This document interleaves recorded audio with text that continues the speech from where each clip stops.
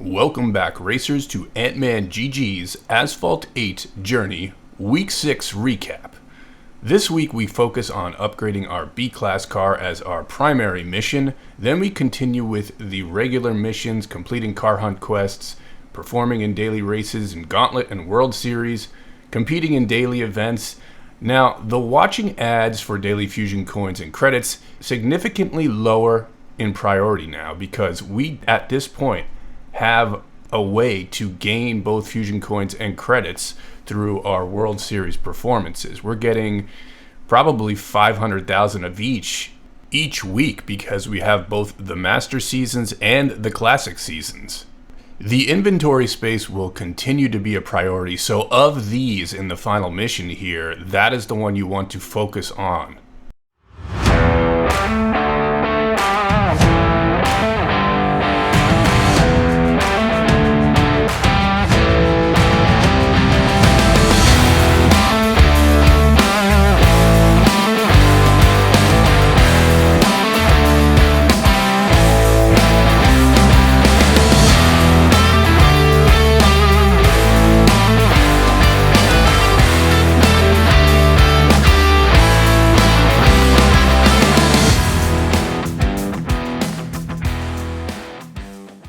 Shout out to DNRA1 for a great race. He and I race a lot this week in Gauntlet, and he gets the better of me every time. And he's got this S-Class Koenigsegg up front, which I really struggle to catch up with. And I make a good show of it. I'm, as you can see, about a second off, but he's going to beat me every time this week. So the best I can hope for is second place on Gauntlet. The top three of us, DNRA1, myself, and Autistic Source, are all primed to jump to the next league next week. So this is probably our last chance at the top 1 or even top 5 at this point. As we said earlier, racers, this week we focus on upgrading our Bentley Continental Supersports. You see that I have some direct upgrades. I'm going to save those until the end. That's really important. We want to try and use as many parts as we can up front and save those direct upgrades for the back portion of this, because as you get further along in the upgrade for each of these parts, it gets more and more expensive. As you can see, I have 5 of each that I'm going to require for drivetrain upgrades. That gets worse. It gets all the way up to 10, and at some point you also have wild cards in the mix. We purchase our wild cards. We're going to convert these into our Bentley Continental Supersports cards. And again, we're really just trying to be efficient. We're going to convert some wild cards. We're going to try to save all of the direct upgrades to the end. We go ahead and do that, and we wind up with a fully pro'd Bentley Continental Supersports with 3 direct upgrades for B-Class left. Again, we just want to save those if we can. If we have the means to upgrade without those direct upgrades, we should do it. We also make a few purchases this week strictly to advance our career races. We purchased the AMG Racing Series by Mercedes. We also purchased the Alfa Romeo 8C Competizione. And again, this is all to progress to Career Season 5, which we do. And this allows us to use our Bentley Continental Supersports in Season 5.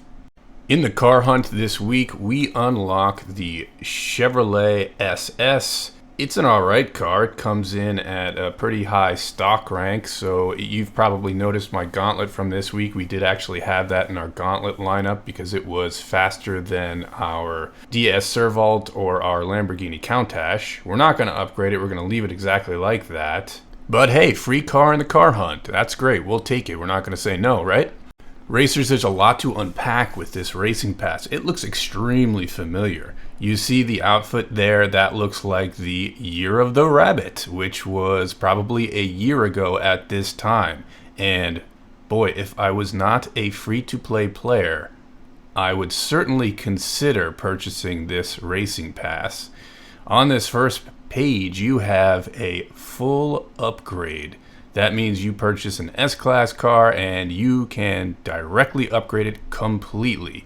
You've also got the Dodge Tomahawk. So if you don't have a motorcycle that is quality, the Dodge Tomahawk is there for you. It's really hard to handle, but once you get the hang of it, you can place pretty highly in the motorcycle events. You've also got 500 inventory slots, which are also important. 500,000 fusion coins. Level 2 is not so bad. You got D-Class Master Key if you need something in D-Class. You've also got some A-Class direct upgrades.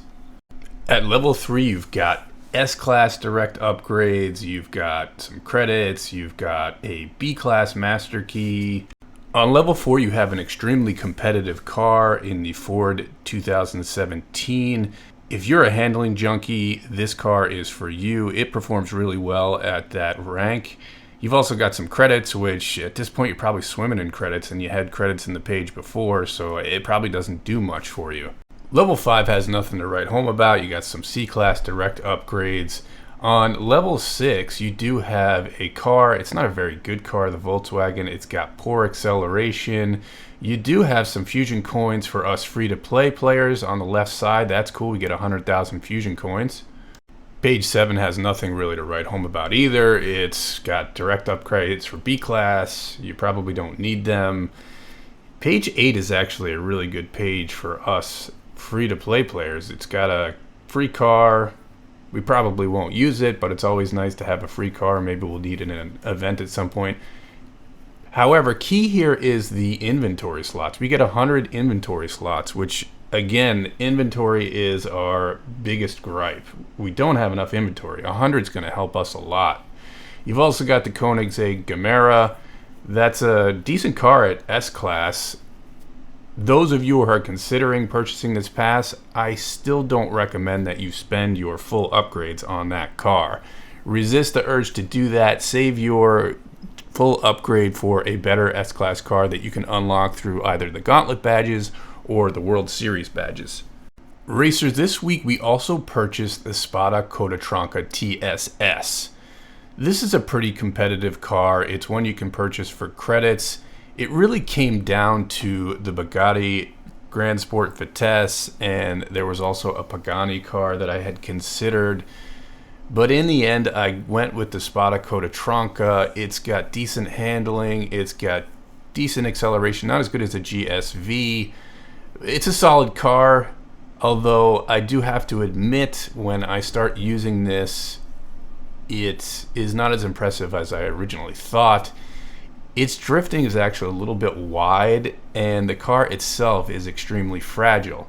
I found that it would be really prone to wrecking just on touching walls the slightest, and the car would just explode if you hit certain walls, and I'm not really used to that.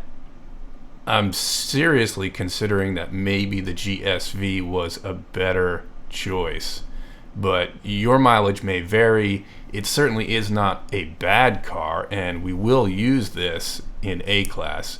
We honestly don't have a choice now. We've already committed to it. Racers, that's a wrap on Asphalt 8 Journey Week 6 recap. We've fully pro'd the Bentley Continental Supersports. We've completed car hunt quests. We unlocked a car hunt car. We've competed in daily races in Gauntlet and World Series. We placed in second place in Gauntlet. We've competed in our daily events. We've not necessarily watched ads for fusion coins or credits as judiciously as we did previously, but we have always ensured that we've upgraded our inventory space by watching ads, because that's extremely important at this point. This is AntmanGG. Thanks for watching. I hope to see you next time, and I'll definitely see you in multiplayer.